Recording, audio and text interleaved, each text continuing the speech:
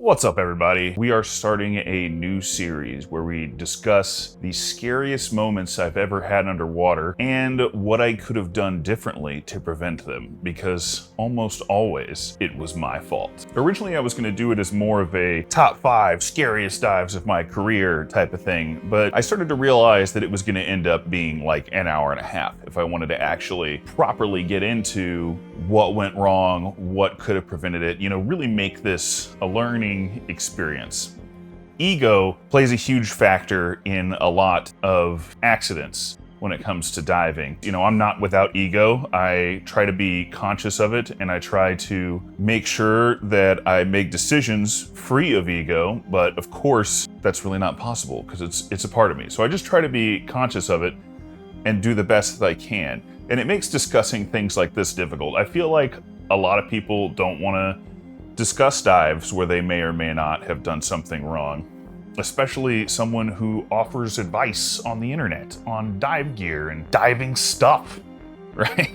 But I feel like it's really important to examine these accidents or near misses and talk about them candidly so that we can avoid repeating them in the future. There's one dive in particular that I've kind of mentioned in passing, touched on a little bit in some of my videos, and a couple of my subscribers have been kind of itching for a video on this subject. So that is actually finally going to come. As a part of this series where we talk about my greatest failures underwater, we're going to talk about the scariest moment I've ever had while scuba diving. That's not this video, so make sure you're subscribed so when it finally comes out, you'll get to see it. Today, we're going to be talking about rebreather diving. More specifically, a rebreather dive that I did in Kona with some of my friends, and a gear malfunction that caused us to abort what would have typically been a relatively routine dive for us. The dive plan was simple. We had found this area with some fairly rare fish, and we wanted to go back and photograph them. It was a deep dive in the 120-ish foot range. We were going to be doing it mostly on rebreathers. We had one diver that was on open circuit with deco gas, but it was a dive that we'd done a couple times before, and it was relatively simple when compared to some of the other dives that we do. We weren't carrying too much extra equipment.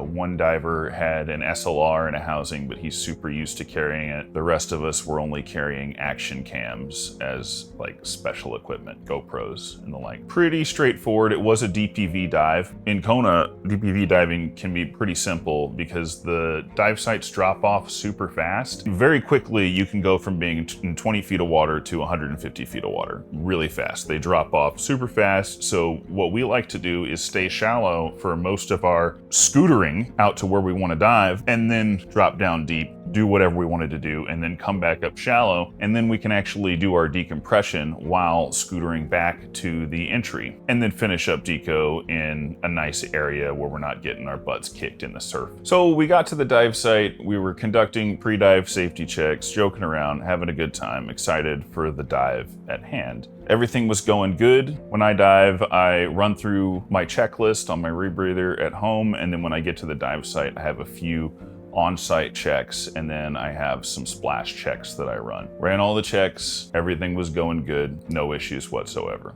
Didn't have any issues until we actually started to descend. We do a little surface scoot out from the shore. You can't really conduct your bubble checks and descent checks in close to shore because you're gonna get beat up by waves. We move out a little bit, confirm that everybody is good to go, make sure O2's on, all that fun stuff, and then make our descent, do bubble checks, make sure everybody's gear is how it should be, and then we start scootering. So once I got into depth, which was about 20-ish feet, I started to notice a little bit of an increased work of breathing on my rebreather. I hadn't felt anything like it in hundreds of rebreather dives, so I wasn't super concerned at the time. I thought that I might have just packed my scrubber a little bit too tight, which isn't great, but not the worst thing in the world. It's a whole lot worse to pack your scrubber too loose. Not overly concerned at the moment. It really wasn't much much to speak of. So we conduct all of our checks, everything seems fine, so we start scootering. And once we make it down to about 30, 40 feet, I notice the increased work of breathing again, which feels weird. Why would it fluctuate throughout the dive? That didn't make a whole lot of sense to me. At the time, I really didn't have any idea of what was going on. I have this saying,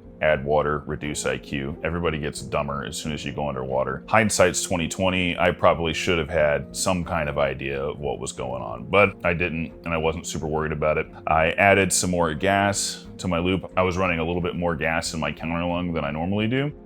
That seemed to solve it. So I wasn't really sure what was going on, but it seemed relatively fine. And at this point, we're just scootering at like 30, 40 feet. No big deal. We get to the area where we're going to drop down. My rebreather's breathing fine at this point, not super concerned. I also have a ton of bailout, and my teammates around me have a ton of bailout as well. So I'm relatively confident in my ability to handle whatever problem might come up. We descend. We get to 120 feet. Work of breathing begins to become a whole lot more pronounced. At this point, it feels like I'm sucking air through a straw. That's a bit of an exaggeration, but I really had to so that I could breathe, and that started to make me uncomfortable. Already, I've done bad things that other rebreather divers are probably screaming at their phone or computer, wherever you're watching this, saying, you shouldn't even be at the water at this point. You have some kind of issue and you don't even know what it is. This is something we need to figure out on land. And you're absolutely right. I was a fucking idiot.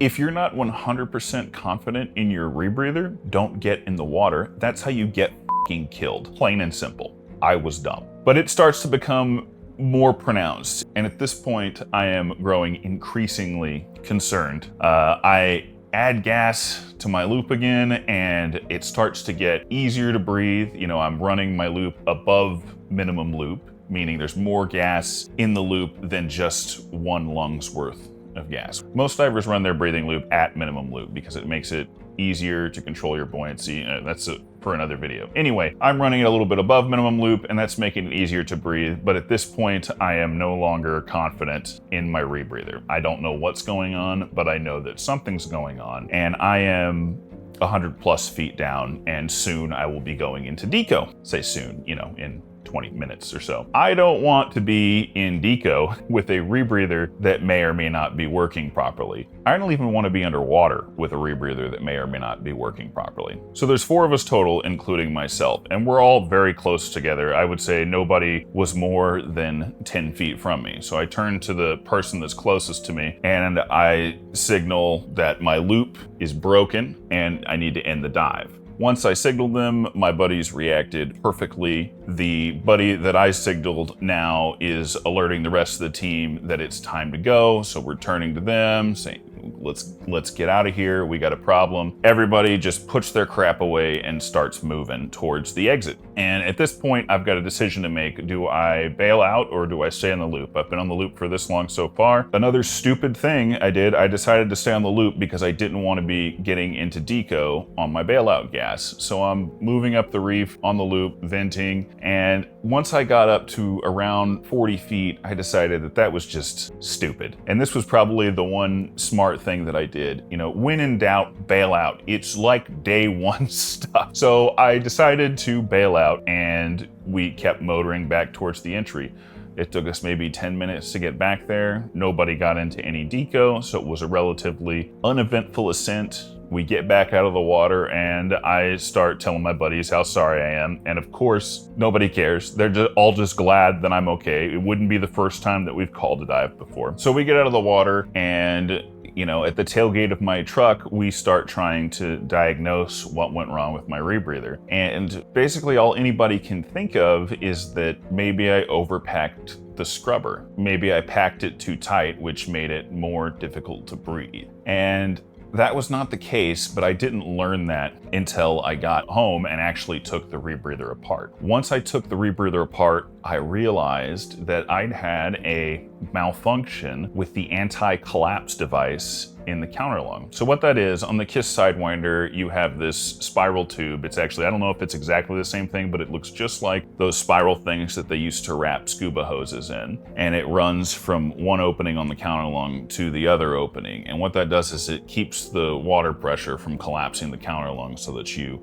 can breathe through it. I actually have some pictures of this, so I'll put those up there. But the metal pin shaped like a V that holds the anti-collapse device up into the port on the counterlung had pulled through the port and gotten into the counterlung, and it was making it so the counterlung could get squished and work of breathing got really difficult. I actually spoke with another instructor that this happened to. He finished the dive on the rebreather. He didn't find it to be something that he needed to get off the loop for. And I'm not here to argue with other instructors about how they do things. He's a very accomplished diver and he was just fine. So you're probably at this point thinking, well, if that can happen, then it's a poor design. Maybe, or maybe I should have checked it. And in fact, the newer KISS Sidewinder counterlungs don't have that little V that could pull in. They have a little bar that is more securely installed, and that can't really happen now. It has been addressed already. Just the people that have the old counterlung, like me, need to be very careful to make sure that when you're doing your pre-dive safety checks and setting up your rebreather, that you check to make sure that that anti-collapse device is in place. So I don't know how scary that story really is because everything turned out fine, but it was definitely anxiety inducing for me at the time. You know, I'm ex-military and all that training really helps to keep you cool in an emergency situation. So I very rarely panic, and when I do, I usually do a pretty decent job of calming myself down and reminding myself, hey dumbass, panicking is not gonna help right now, which is an incredibly valuable skill.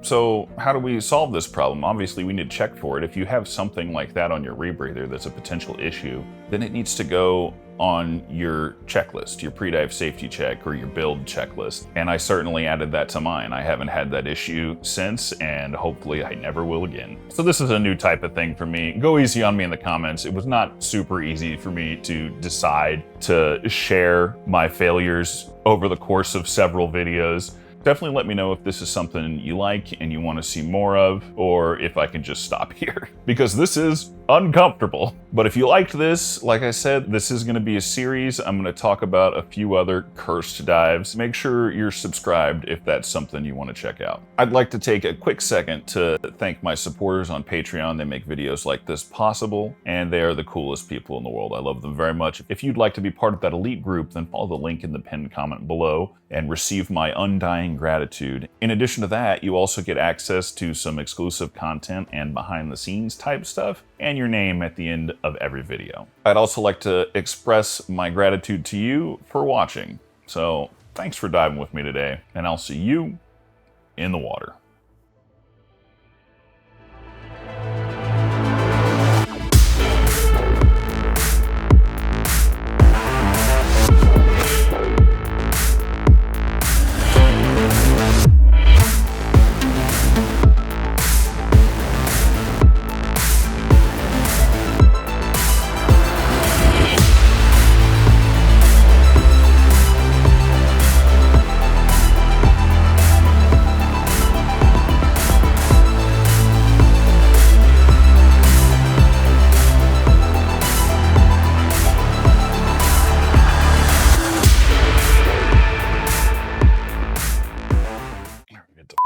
Ambiance going.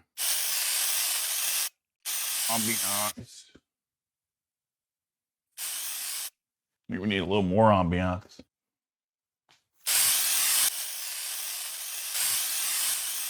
Make it look good in here. Stuff like, I can taste it. Cool. Now that we got the ambiance going,